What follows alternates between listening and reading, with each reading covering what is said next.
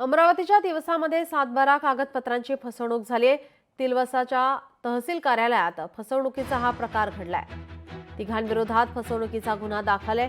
Bogus कागदपत्र दाखवत सातबारा नावावर केल्याचा प्रकार समोर आलाय।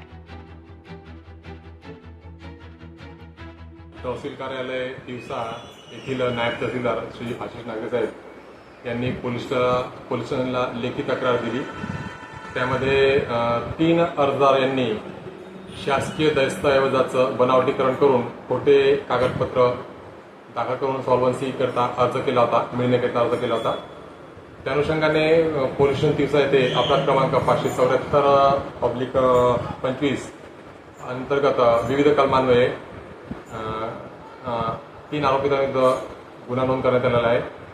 पुढील तपास सहाय्यक पोलीस निरीक्षक अमोल मुळे हे करीत असून आरोपी त्यांच्या शोधार्थ पथकं रवाना करण्यात आलेली आहे आणि तपास सुरू आहे।